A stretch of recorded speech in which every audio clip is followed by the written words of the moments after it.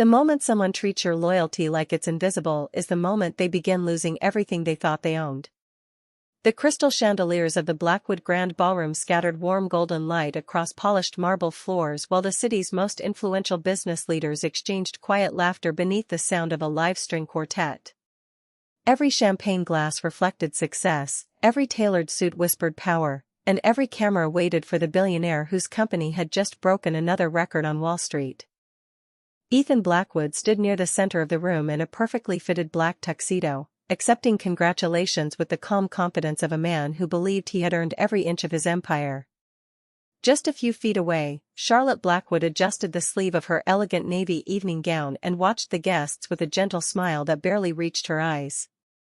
She had spent 8 years standing beside her husband through impossible negotiations, endless flights, sleepless nights, and silent sacrifices no headline would ever mention. She knew the names of every investor's spouse, remembered every executive's children's birthdays, and quietly solved problems long before they ever reached Ethan's desk.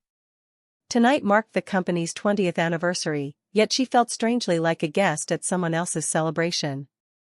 The orchestra softened as the master of ceremonies stepped onto the stage.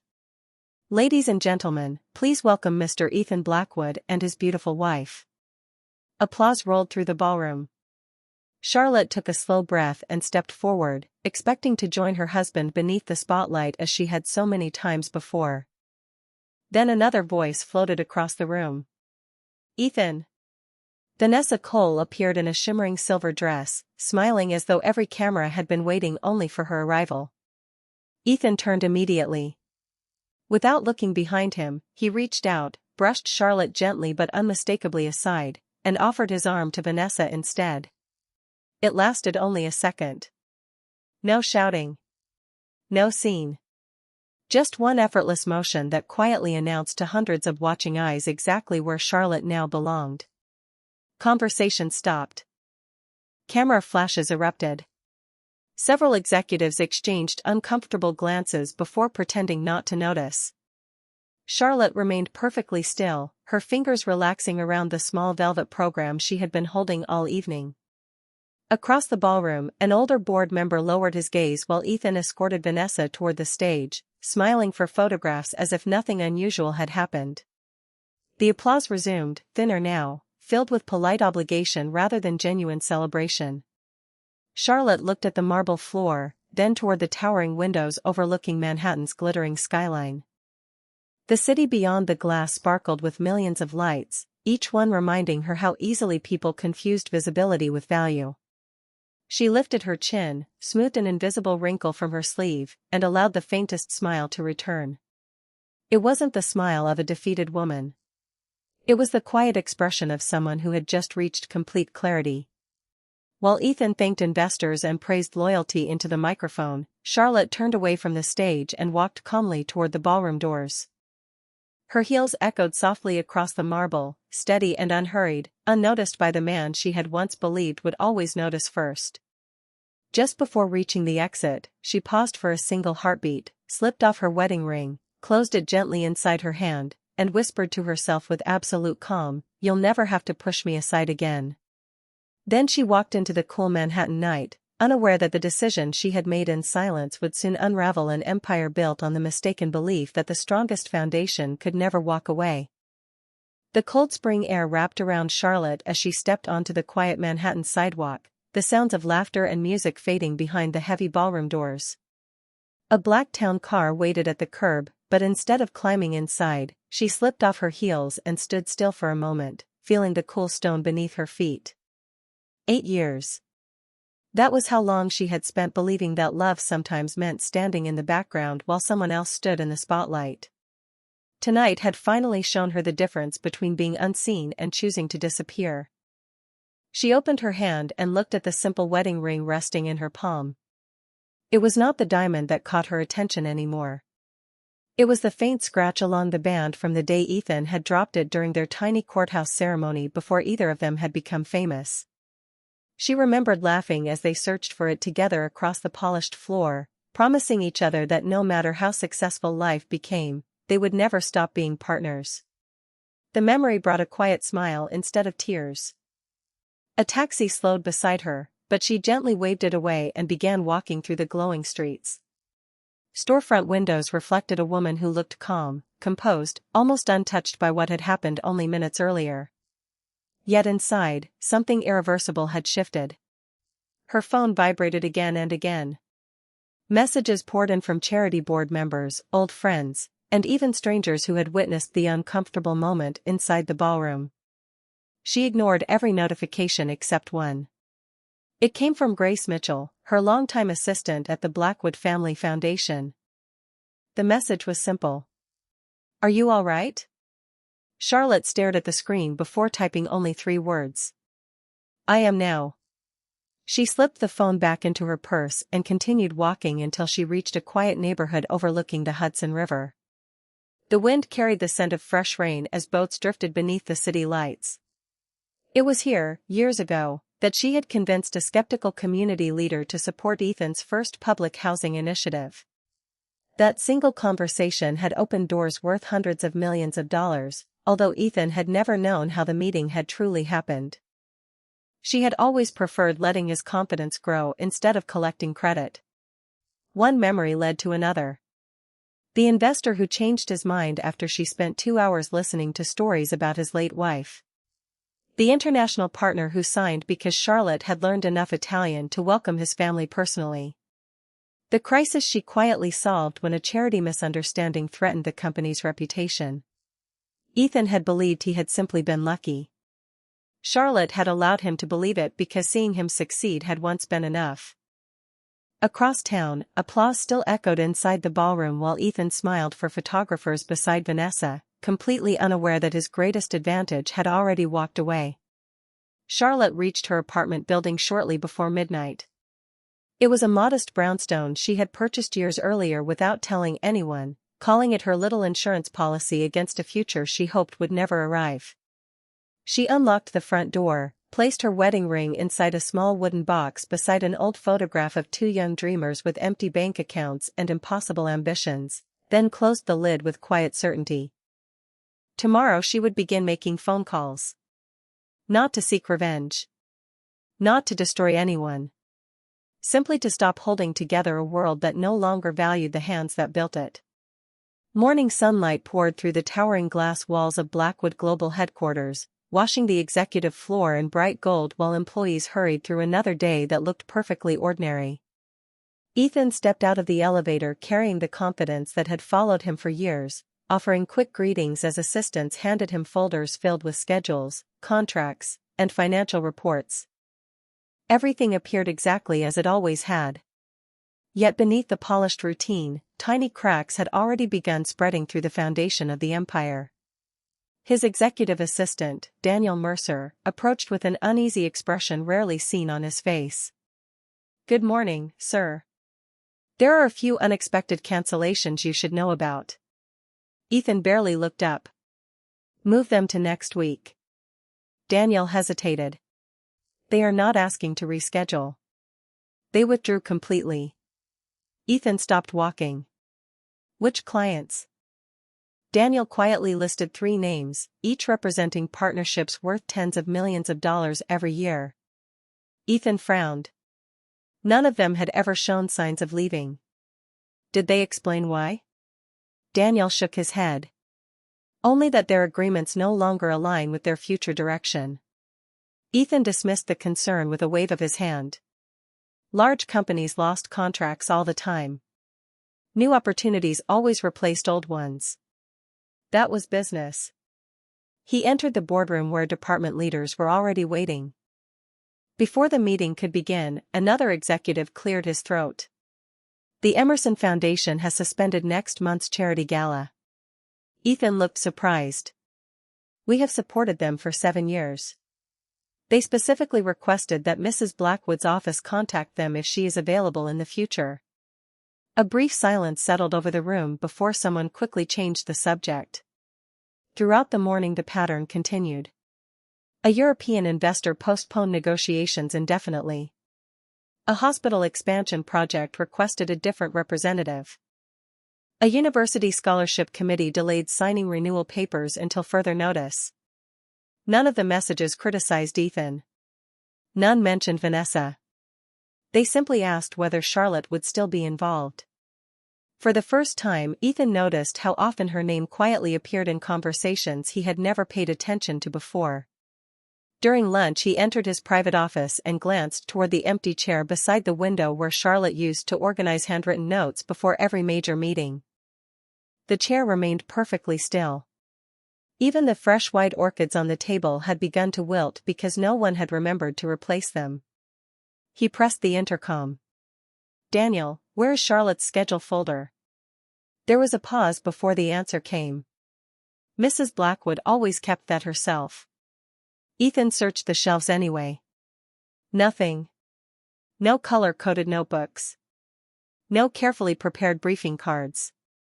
No small handwritten reminders tucked inside presentation folders telling him which executive preferred direct conversation and which one wanted family updates before discussing business. He had never realized how many invisible details disappeared with her. Late that afternoon his phone rang. The caller identification displayed the name of an international investor he respected deeply.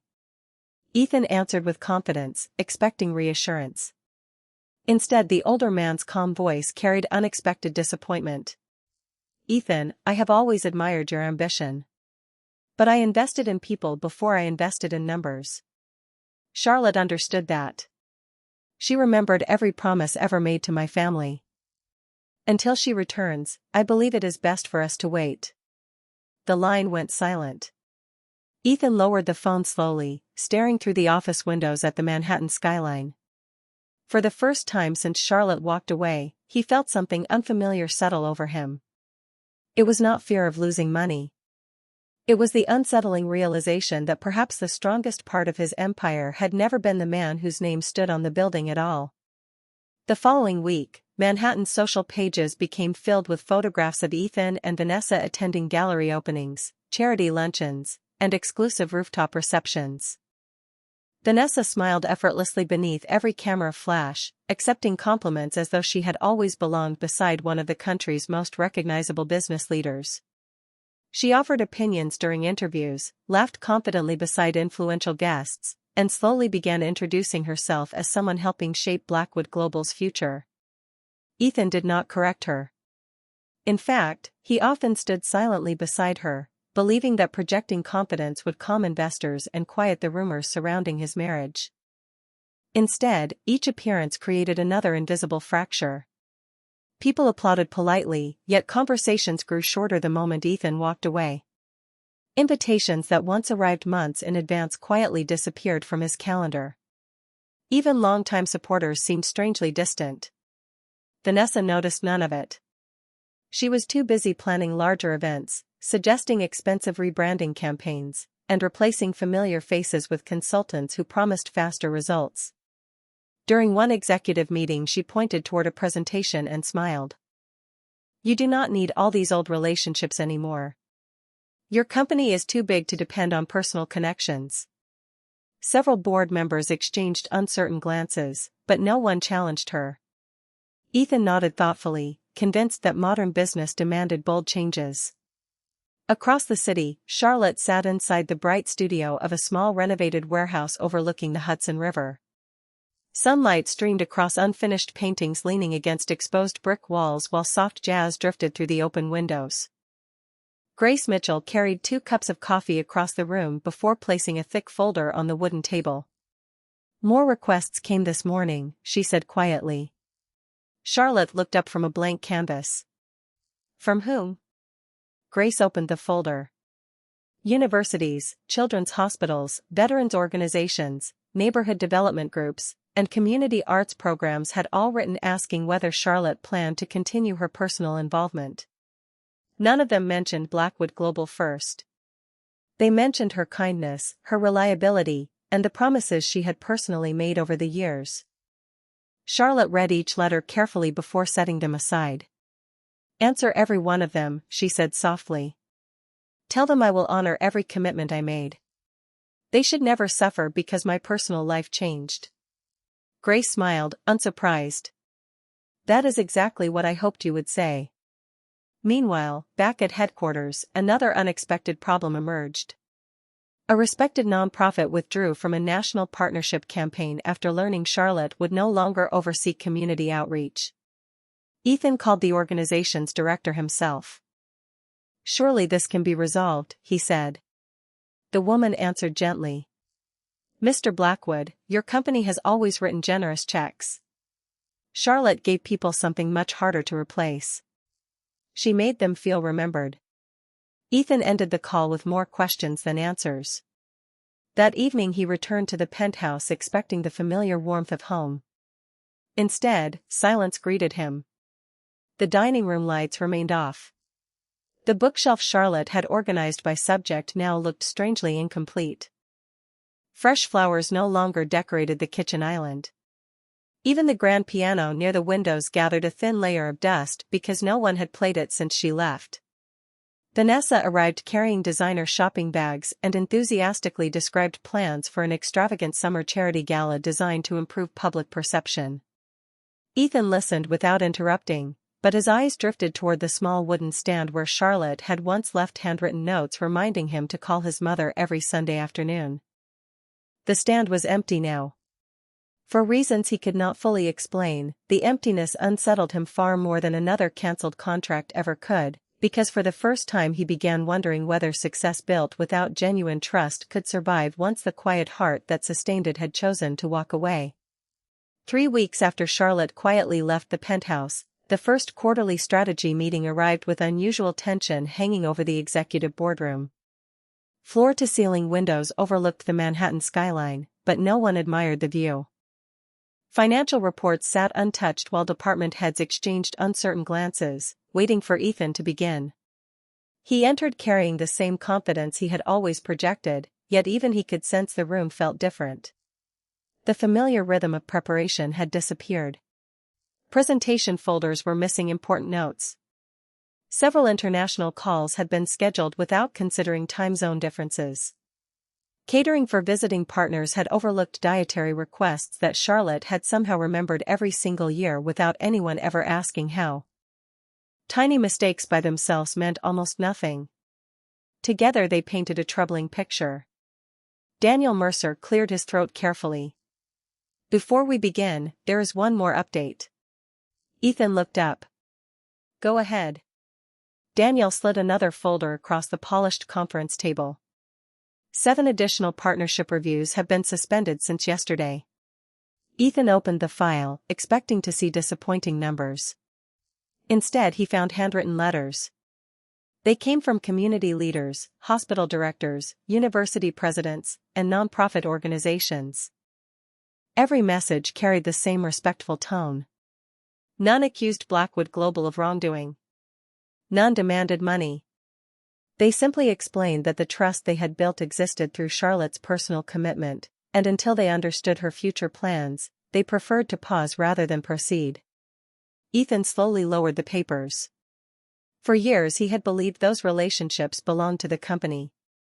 Now he was beginning to understand they had belonged to one remarkable person. At almost the same moment, several miles away, Charlotte welcomed visitors into her renovated riverside studio. The unfinished paintings still leaned against brick walls, but the space had transformed into something far greater than an art workshop. Volunteers organized scholarship applications across one table while architects discussed neighborhood projects at another. A children's hospital representative smiled warmly as Charlotte reviewed plans for a new family resource center. Grace watched the room with quiet admiration. "You built all of this without a corporate title." Charlotte smiled gently. "People never stayed because of my title. They stayed because someone listened." Her phone rang briefly. The screen displayed Ethan's name.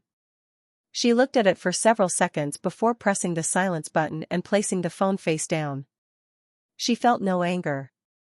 Only peace. Back at headquarters, another surprise arrived before lunch. Blackwood Global's legal department informed Ethan that several collaborative initiatives had automatically expired because they had been established through personal memorandums of understanding signed by Charlotte as the company's community liaison. Everything had been completely legitimate, carefully documented, and entirely transferable. Yet someone would now have to rebuild years of trust from the beginning. Ethan leaned back in his chair, rubbing his forehead as realization settled over him. Charlotte had never controlled the company through contracts. She had strengthened it through character. Those connections could not simply be replaced with larger budgets or better marketing campaigns. That evening the city glowed beneath another brilliant sunset as Ethan stood alone inside his office long after everyone else had gone home.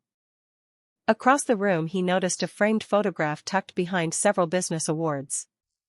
It showed a much younger Charlotte laughing while handing paintbrushes to children during the company's very first volunteer event. He remembered arriving late that afternoon because of an investor meeting. He had accepted an award on stage while Charlotte quietly stayed behind helping children clean blue and yellow paint from their hands. Looking at the photograph now, Ethan understood something that had never occurred to him before. Empires could be measured in dollars, buildings, and headlines, but lasting influence was measured by the people who chose to stand beside you even when there were no cameras watching. And for the first time in many years, he could no longer ignore the growing fear that the greatest investment he had ever received was the one he had failed to appreciate before it quietly walked away. By the beginning of the fourth week, Blackwood Global no longer looked like a company celebrating record-breaking success. The reception area remained as elegant as ever, fresh flowers decorated the marble lobby, and visitors were greeted with polished smiles. Yet behind every closed conference room door the atmosphere had quietly changed. Executives who once spoke with certainty now chose their words carefully. Long-standing partners requested additional reviews before signing new agreements. Even the financial news channels began asking why several high-profile collaborations had suddenly stalled without any public explanation. Ethan refused to believe the situation was beyond repair. He gathered his leadership team and announced an ambitious recovery plan built around aggressive expansion, new marketing campaigns, and a nationwide public relations initiative. Vanessa enthusiastically supported every proposal, convinced that stronger branding would erase weeks of growing uncertainty. She unveiled glossy presentations filled with modern slogans, celebrity endorsements, and expensive launch events. The board listened politely, but their expressions remained cautious. Numbers could be improved with investment. Trust was a different matter entirely. During the meeting, Daniel Mercer quietly placed another envelope beside Ethan's notebook. This arrived by courier an hour ago. Ethan opened it without concern, expecting another cancellation notice. Instead he found a formal legal document. It confirmed that Charlotte had respectfully resigned from every advisory committee, charitable partnership, and community liaison position she had personally held on behalf of Blackwood Global. Every resignation had been submitted according to policy. Every transition period had been honored. Every commitment she had made would continue independently through her own nonprofit initiatives. There were no accusations. No demands. No bitterness. Only professionalism and gratitude for the years they had worked together. Ethan stared at the final page bearing Charlotte's graceful signature. He suddenly understood why nothing she had done could be challenged. She had not destroyed a single agreement. She had simply stopped lending her own reputation to an organization that no longer represented her life. Across the city, Charlotte met with community leaders inside the renovated warehouse that had quickly become a center for collaboration. Teachers, veterans, local artists, and small business owners gathered around large wooden tables discussing projects that had once struggled to attract attention. Charlotte listened far more than she spoke, writing careful notes inside a leather journal she had carried for years. Grace approached with exciting news. The Harbor Family Foundation just confirmed a 5-year partnership. They said they chose us because they trust your word. Charlotte smiled softly. Then we must make sure every promise becomes reality. There was no celebration, only quiet determination. She had never wanted to build something bigger than Blackwood Global. She simply wanted to continue serving people without compromising who she was. Late that afternoon, Ethan drove alone to one of the company's oldest community centers, hoping to reassure local volunteers. As he entered the building, several familiar faces greeted him politely, yet their warmth felt restrained. An elderly volunteer named Margaret offered him a gentle smile before saying something he would remember for years. Your company donated this building, Mr. Blackwood, and we will always appreciate that. But Charlotte donated Saturdays. She remembered birthdays. She stayed after everyone else went home to stack chairs and sweep floors. Those things cannot be replaced with another check. Ethan thanked her quietly and walked back outside. The cool breeze carried the distant sounds of children laughing in a nearby playground where Charlotte had once organized weekend art classes. Standing beside his car, he finally accepted a truth he had spent weeks resisting. Charlotte's signature had never been the true source of her influence. It was the life she lived behind that signature. And while contracts could always be rewritten, a reputation built through years of quiet kindness could never be purchased back once the person who carried it had chosen to walk a different road. The rain arrived just before dawn, washing the streets of Manhattan in a silver haze as Ethan stood alone inside his office long before the first employees reached the building. Sleep had become unfamiliar. Every morning began with another report describing partnerships placed on hold, investors asking careful questions, and board members requesting emergency discussions that would have been unthinkable only a month earlier. He stared at the city below, remembering the countless mornings Charlotte had quietly entered the office carrying 2 cups of coffee, always knowing exactly how he took his without ever asking.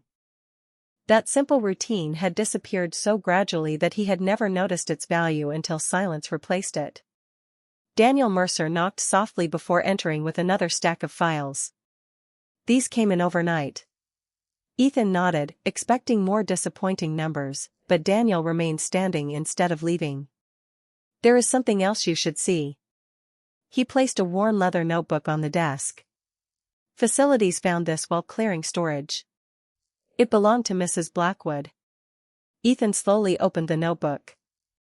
Every page was filled with careful handwriting. There were names of community leaders, personal notes about investors' families, reminders to send flowers after surgeries, congratulations for grandchildren, anniversaries, scholarships, and dozens of details that transformed business relationships into genuine friendships. Beside one executive's name Charlotte had written, "Lost his father. Do not discuss contracts today. Ask about his mother first." Another page simply read, "People remember how they were treated long after they forget the meeting." Ethan turned another page and stopped breathing for a moment. There was an entire section labeled, "Things Ethan never needs to worry about." Underneath were hundreds of invisible responsibilities she had quietly handled for years without mentioning them once. He closed the notebook gently, realizing that while he believed he had been carrying an empire on his shoulders, someone else had been carrying him. Across the Hudson River, Charlotte welcomed a group of young entrepreneurs into her studio for the first leadership workshop sponsored by her new foundation. She spoke without slides or prepared speeches. Instead, she asked each participant why they wanted to build a business. Some answered with dreams of success. Others spoke about financial security. Charlotte smiled warmly before saying, "Success lasts longer when people trust your character before they trust your business card." Grace watched the room fall silent as every attendee wrote those words into their notebooks. Later that afternoon, an elderly investor named Harold Whitmore requested a private meeting with Ethan. They had known each other for nearly a decade, and Harold had supported Blackwood Global from its earliest expansion. Ethan expected another difficult conversation, but Harold surprised him with quiet honesty. "Do you remember the winter fundraiser in Boston 6 years ago?"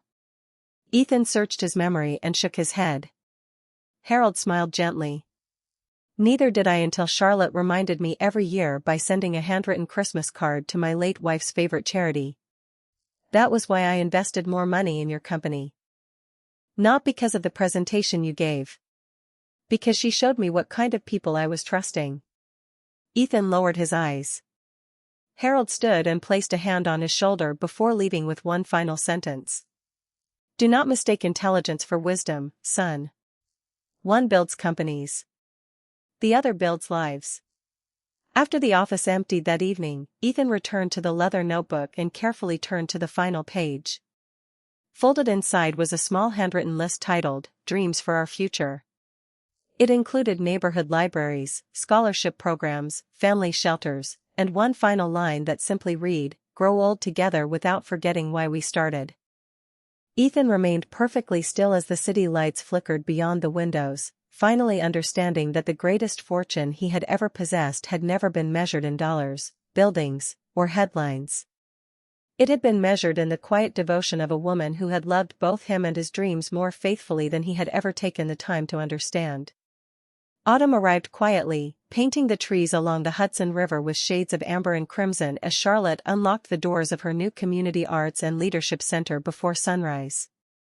What had once been an empty warehouse now echoed with hopeful conversations instead of silence. Easels lined one wall while classrooms overlooked the river, and the scent of fresh coffee mixed with new paint filled the bright open space. Volunteers greeted one another by name, children hurried inside carrying sketchbooks, and local entrepreneurs gathered around long wooden tables preparing for another day of workshops. Charlotte moved through the building with the same calm smile she had once carried through the halls of Blackwood Global, except this time every decision reflected her own values instead of someone else's expectations. She welcomed every visitor personally, remembering names, asking about families, and celebrating even the smallest victories. Grace handed her the morning schedule with an excited smile. "We have more than 100 scholarship applications this month. 3 new companies want to sponsor the apprenticeship program, and the Harbor Family Foundation doubled its annual contribution." Charlotte looked around the room before quietly answering, "That means more responsibility, not more success. Every dollar someone trusts us with belongs to the people we promise to serve." Grace nodded because she had heard Charlotte say those words many times before, yet they never sounded rehearsed. Across town, Blackwood Global continued struggling to regain its momentum. The company remained profitable, but confidence had become increasingly fragile. During another board meeting, Ethan presented updated recovery plans while several directors listened with polite attention. When the discussion ended, Victor Blackwood leaned back in his chair with a thoughtful expression that concealed quiet ambition. "Perhaps this company has become too dependent on old traditions," he remarked. "Fresh leadership sometimes creates fresh confidence." The room fell silent for a moment before someone carefully redirected the conversation, but Ethan noticed several board members exchanging uncertain looks. Seeds of doubt had begun taking root where trust had once existed. Later that afternoon, Daniel Mercer entered Ethan's office carrying a newspaper. The front page featured Charlotte standing beside students unveiling a community mural celebrating neighborhood history. There were no luxury cars, no celebrity endorsements, and no expensive publicity campaign. Yet the article described how local businesses, schools, hospitals, and volunteers had joined together simply because they believed in her leadership. Ethan read every word slowly. He realized the photograph captured something he had not seen in months. Charlotte looked genuinely happy. Not because she had become famous, but because she had finally built something that reflected who she truly was. Meanwhile, inside the Community Arts and Leadership Center, a shy teenage girl approached Charlotte carrying a small canvas. "I almost quit school last year," she admitted softly. "Then I came here and someone finally believed I could become an artist." Charlotte looked at the colorful painting before gently placing a hand over her heart. "Promise me something," she said with a warm smile. "When you become successful, remember how it feels to encourage someone who believes they are invisible." The young girl nodded with tears of gratitude shining in her eyes. As evening settled over the city, Charlotte stood beside the large windows overlooking the river while families filled the building with laughter and conversation.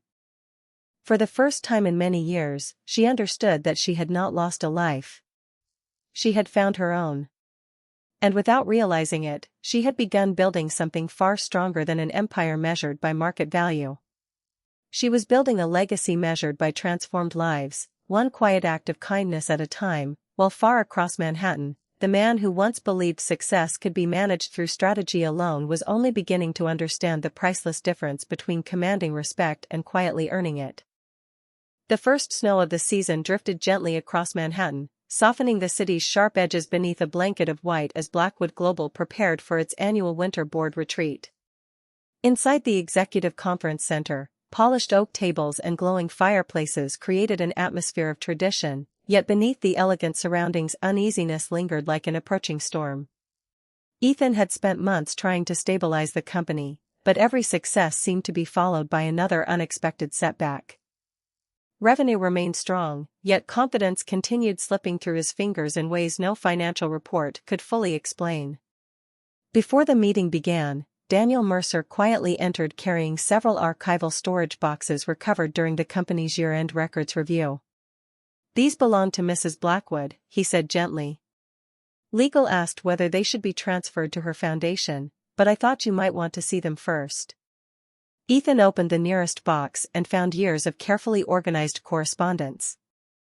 Hundreds of handwritten thank you letters from scholarship recipients, hospital administrators, military families, neighborhood volunteers, and business partners filled neatly labeled folders.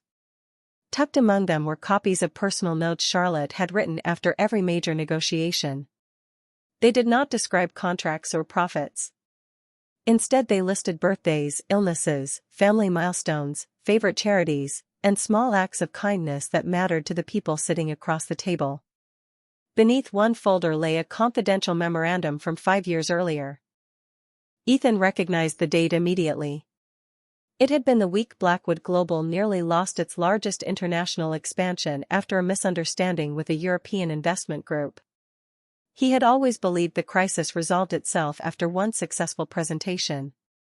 As he continued reading, his hands slowly tightened around the pages. Charlotte had quietly flown overseas 2 days before his arrival after learning the lead investor's wife had been hospitalized unexpectedly. She visited the hospital without informing the press, arranged accommodations for the family, postponed negotiations until everyone felt ready, and never allowed Ethan to know how close the agreement had come to collapsing. Another file revealed she had personally raised emergency funding for a children's hospital after a promised donor unexpectedly withdrew, protecting the company's public commitment without asking for recognition. Another documented how she had privately convinced a respected community coalition not to file a formal complaint during a construction delay, preserving Blackwood Global's reputation through patience instead of legal pressure. Ethan closed his eyes. Every major turning point he had proudly described in interviews suddenly carried an invisible signature that had never belonged to him alone. Across the river, Charlotte spent the afternoon helping children decorate handmade ornaments for families staying at a local shelter. Laughter echoed through the bright community center while volunteers served hot chocolate and homemade cookies. One little boy carefully hung a paper snowflake on the tallest tree before asking Charlotte, "Who taught you to help people like this?" She smiled thoughtfully before answering, "Someone once told me that when you have the chance to make another person's day a little lighter, you should never wait until tomorrow." The child grinned and hurried back to his friends, never realizing how deeply those words reflected the woman standing before him. That evening, Ethan remained alone inside the executive conference room long after everyone else had gone home.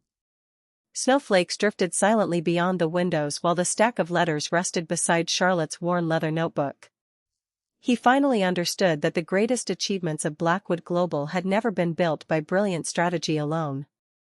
They had been protected again and again by quiet compassion, thoughtful preparation, and countless unseen sacrifices made by the woman he had believed would always remain beside him. For the first time since she walked away, Ethan no longer asked himself how to rebuild the company. He found himself asking a far more painful question. How had he spent so many years standing beside extraordinary goodness without truly seeing it until it was gone? The new year began beneath gray skies and relentless headlines as uncertainty finally reached the front pages of every major financial publication. Reporters questioned why Blackwood Global, once considered one of the most trusted companies in the country, had postponed several expansion projects despite maintaining healthy revenue. Television analysts debated leadership decisions while investors demanded clearer answers during quarterly earnings calls. Ethan remained composed in every public appearance, refusing to allow frustration to replace professionalism, but behind closed doors the pressure continued building. Inside the executive boardroom, directors gathered for what was expected to become the most important meeting in the company's history. Financial performance remained respectable, yet confidence among shareholders had weakened enough to invite uncomfortable conversations about future leadership. Ethan stood before the presentation screen explaining his long-term recovery strategy when Victor Blackwood calmly interrupted. "Our numbers are surviving," he said with measured confidence, "but survival is not the same as leadership." The room fell silent.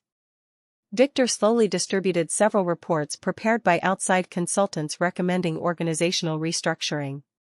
He spoke carefully, never attacking Ethan personally, instead suggesting that the company required a fresh public image to restore investor confidence. Several board members shifted uneasily as the proposal circulated around the table. Ethan answered every concern with facts, experience, and determination, yet for the first time he noticed uncertainty replacing the unquestioning support he had always received.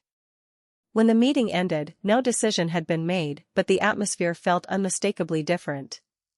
Outside the boardroom, Vanessa tried to reassure him with ambitious plans for another media campaign. "People only need a better story," she insisted. "We can fix perception." Ethan looked toward the conference room doors before quietly replying, "Perception was never the real problem."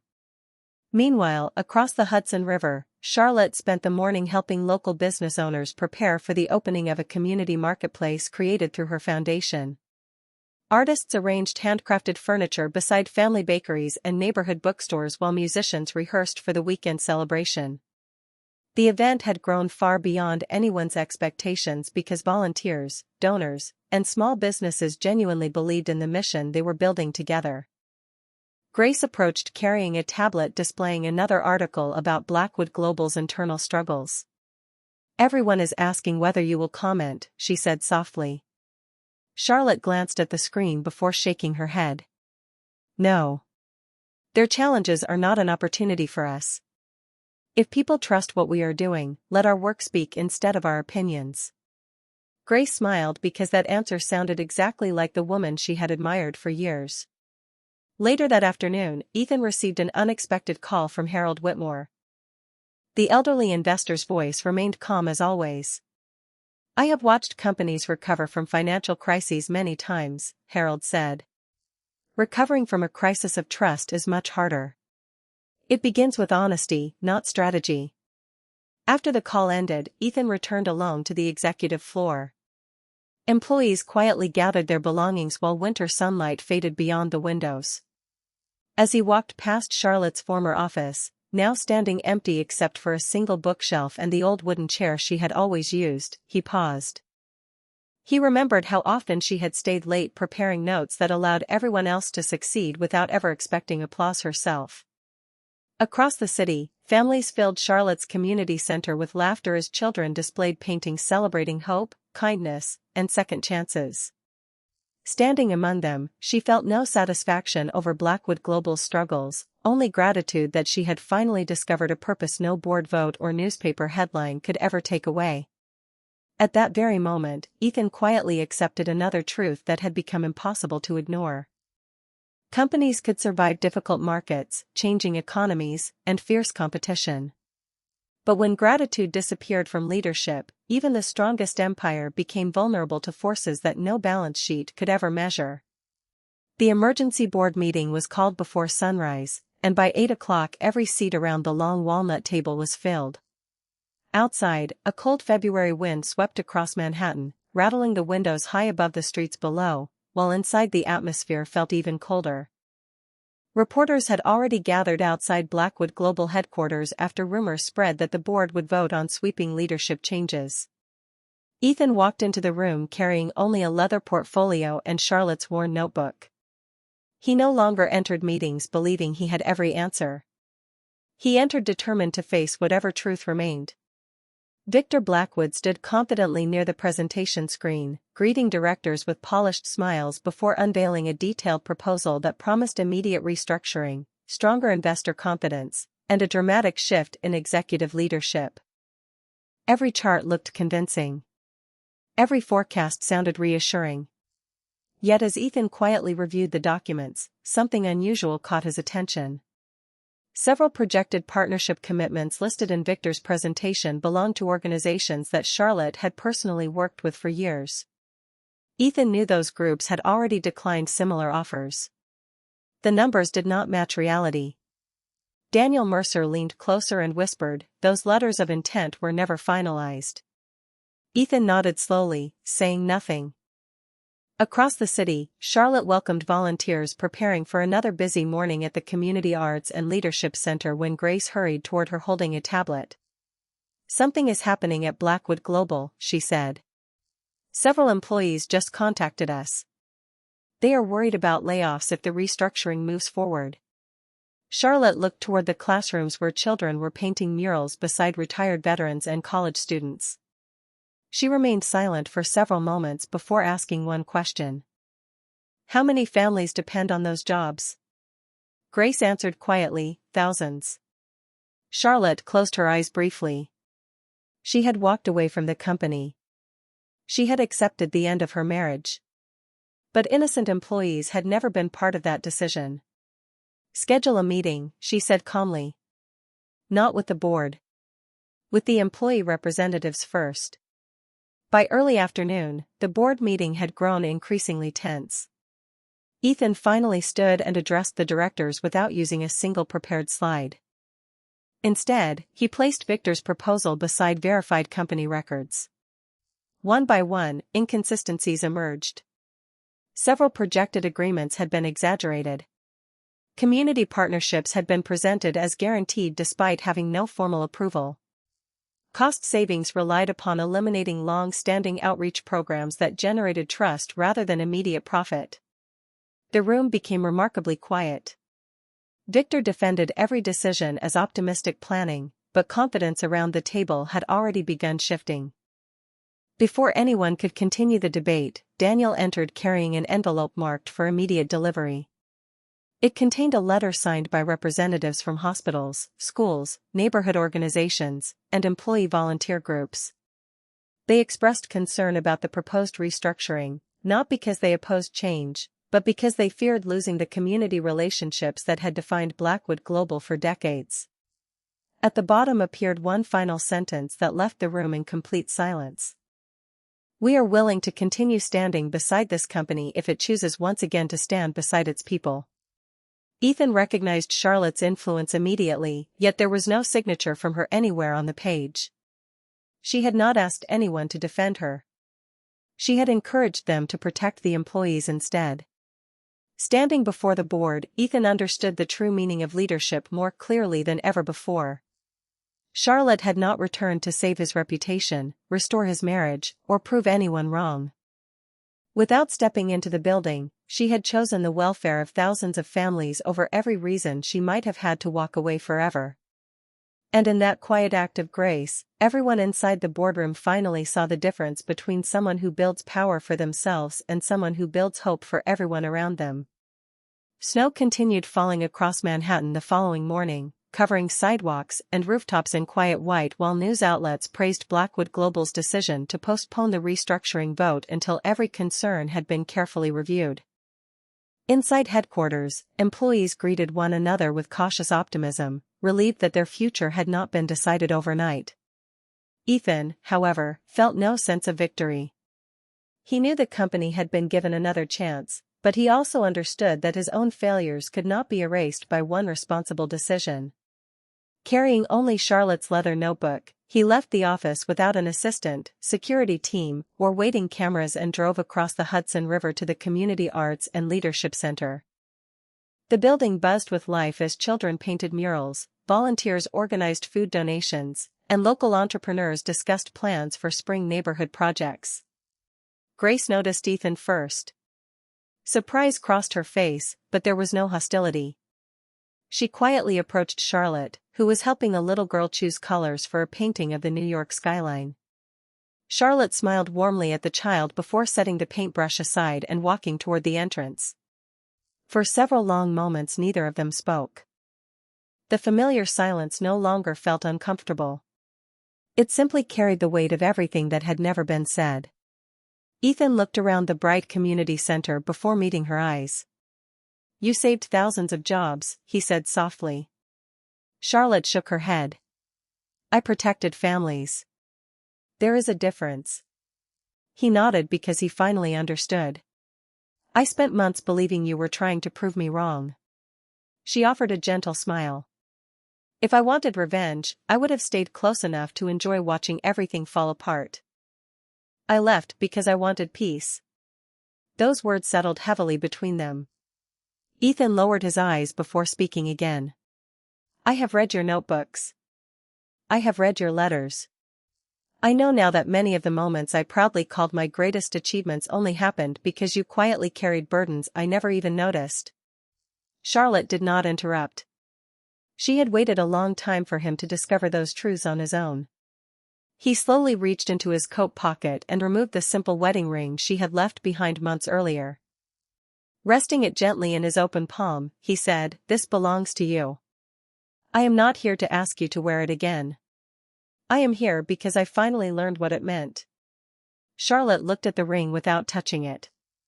The afternoon sunlight reflected softly across the worn band, illuminating the small scratch they had once laughed about together.